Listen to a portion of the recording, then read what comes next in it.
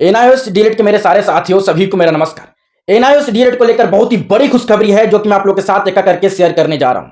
और जैसा कि आप सभी को पता है कि जैसे ही सुप्रीम कोर्ट से एनआईओएस डीएलएड को लेकर जीत मिली है, जैसे ही इस कोर्स को वैलिड करार किया गया है, उसके बाद से बच्चे लोग बवाल करना शुरू कर दिए गए।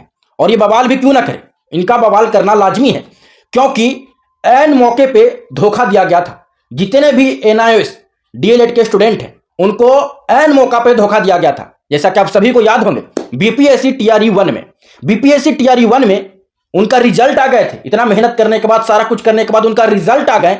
जब उनका काउंसलिंग और ज्वाइनिंग करने का टाइम था, जब उनका भर्ती कंप्लीट होने का टाइम था, तभी उनको हाथ पकड़कर बाहर कर दिए गए थे। और सरकार के द्वारा बताए गए थे कि सुप्रीम कोर्ट से जजमेंट आया है कि जितने भी एनआईओएस से डीलेट किए हैं वो सारे इनवैलिड हैं। और ये बताते हुए उनको हाथ पकड़कर भर्ती से बाहर कर दिया गया था। इतना बुरा लगा था कि उसके बाद से जितने भी एनआईओएस के डीलेट के जितने भी साथी हैं वो सारे लोग दिन रात मेहनत किए, और मेहनत के बाद, अथक प्रयास के बाद वो सुप्रीम कोर्ट से जीत वाला जजमेंट अब लेकर आ गए। अब वो जीत वाला जजमेंट भी उनके पास है, और जो एग्जाम क्वालिफाई किए थे बीपीएससी टीआरई 1 में, वो पेपर भी है और उनका मार्क्स भी है। अब वही बच्चे इस जजमेंट को लेकर, और जो क्वालिफाई किए थे, जो एग्जाम क्लियर किए थे, वो पेपर लेकर अब सरकार के पास जाएंगे। अब मांग करेंगे कि आप जिस जजमेंट के अनुसार आप मुझे हटाए थे, अब वही सुप्रीम कोर्ट जजमेंट दिया है कि जितने भी एनआईओएस से डीलेट किए हैं वो सारे लोग वैलिड हैं। जो 18 मंथ का जो कोर्स था वो अब वैलिड करार हो गया। तो अब उनको जॉब मिलेगा कि नहीं मिलेगा। आज हम बात करने वाले हैं बिहार डीएलएड एंट्रेंस एग्जाम 2025 के बेस्ट बुक के बारे में, जो कि चक्षु प्रकाशन का है। इस किताब को बेस्ट बुक क्यों बोलते हैं?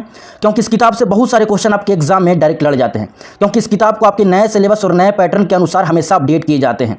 इस किताब में खास बात यह है कि इस किताब में आपको 3000 प्लस बहुविकल्पीय प्रश्न मिलते हैं, 6 सॉल्व पेपर मिलते हैं। इस किताब का एक और खास बात है कि इसके स्टडी गाइड के साथ साथ प्रैक्टिस सेट बुक भी आते हैं, जिसे लेकर अपनी तैयारी को और भी ज्यादा मजबूत कर सकते हैं। अब उसी चीज को लेकर सारे बच्चे चिंतित हैं।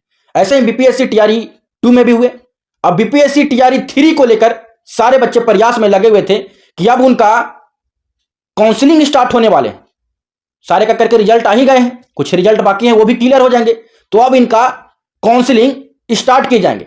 तो सारे का एक ही राय था, जैसे ही उनको जीत मिला, सबसे पहले उनका मांग था कि इस भर्ती पे स्टे लगाया जाए, और आखिरकार यही हुए। बीपीएससी टीआरई 3.0 को लेकर सुप्रीम कोर्ट में पिटीशन डाल दिया गया है। ठीक है, इस भर्ती पे अभी स्टे लगा दिए गए, और उसको लेकर कल सुनवाई है सुप्रीम कोर्ट में। यानी कि 20 तारीख को बीपीएससी टीआरई 3.0 को लेकर सुनवाई है।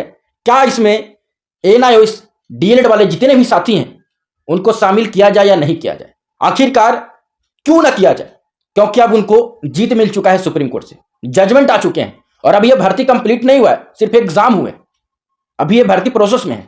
तो क्या जितने भी एनआईओएस डीएलएड वाले साथी हैं उनको इसमें शामिल किया जाए या ना किया जाए?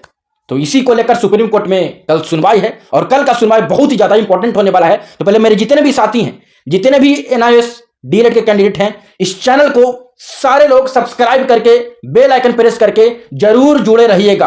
कल का जो सुनवाई है बहुत ज्यादा इंपॉर्टेंट है, और कल का सुनवाई का हम लोग बहुत ही बेसब्री से इंतजार करेंगे, क्योंकि अब सुप्रीम कोर्ट से जीत मिला है। और मुझे पूरा उम्मीद है, पूरा विश्वास है कि बीपीएससी टीआरई 3.0 में भी जितने भी एनआईओएस डीएलएड के कैंडिडेट हैं वो 1 to 5 में शामिल किए जाएंगे। ठीक है, तो कल का सुनवाई का इंतजार है। कल का खुशखबरी मैं आप लोग के साथ अपने चैनल के माध्यम से शेयर करने का कोशिश करूंगा। जितने भी साथी हैं इस चैनल को जरूर सब्सक्राइब करके बेल आइकन प्रेस करके जुड़े रहें। कल का सुनवाई इस चैनल के माध्यम से मैं लाइव आप लोग के साथ शेयर करूंगा, लाइव सुनवाई को देख पाइएगा। तो इसीलिए आप लोग सारे बच्चे जुड़े रहिएगा, और सपोर्ट का भी जरूरत है। पर बात यहां आते हैं कि जितने भी राज्य हैं जहां जहां इस तरह से घटना घटे थे, जहां जहां एनआईओएस डीएलएड वाले कैंडिडेट को हटाए गए थे भर्ती में से, जहां जहां शामिल चल रहा था, जहां जहां प्रोसेस चल रहा था, उनको प्रोसेस में से हटाए गए थे, तो क्या वहां भी शामिल किए जाएंगे? तो मैं 100% गारंटी के साथ बोल रहा हूं कि वहां भी किए जाएंगे। जहां जहां भर्ती चल रहे थे, जहां जहां भर्ती में शामिल थे, वो सारे जगह शामिल होंगे। अब एनआईओएस डीएलएड के कैंडिडेट जैसे पहले थे, जहां जहां शामिल थे, वहीं वहीं होंगे। बीपीएससी टीआरई 1 में भी वो लोग एग्जाम दे थे, तो उसमें भी शामिल होंगे। पर अचानक सारा कुछ नहीं होता है, थोड़ा सा सब्र करना पड़ता है, इंतजार करना पड़ता है, और इंतजार का फल मीठा होता है। आप लोग 1 साल से, इतने दिन से लगातार इंतजार कर रहे थे, इतना मेहनत किए, और मेहनत के बाद आखिरकार जीत मिला है। तो मेरे जितने भी साथी हैं, बीपीएससी टीआरई 1 में भी मौका मिलेगा, बीपीएससी टीआरई 2 में भी मौका मिलेगा, और बीपीएससी टीआरई 3 में भी मौका मिलेगा, और उसके आगे आने वाले जितने भी राज्य में भर्ती हैं उसमें तो आप लोग को मौका मिलेगा ही, उसमें तो आप लोग फॉर्म भर ही सकते हैं। पर जहां जहां से हटाया गया था वहां भी मौका मिलेंगे। आप लोग लगे रहिएगा, मेहनत करते रहिएगा, बस प्रयास करते रहिएगा, शामिल जरूर किए जाएंगे, ठीक है। पर सारा काम धीरे धीरे होते हैं, सारा काम हो ही रहा है, लगे हुए हैं, और सुप्रीम कोर्ट का कल सुनवाई आने वाला है। तो जैसे ही अपडेट आता है, जैसे ही इन्फॉर्मेशन है, मैं आप लोग के साथ सारा कुछ शेयर करूंगा।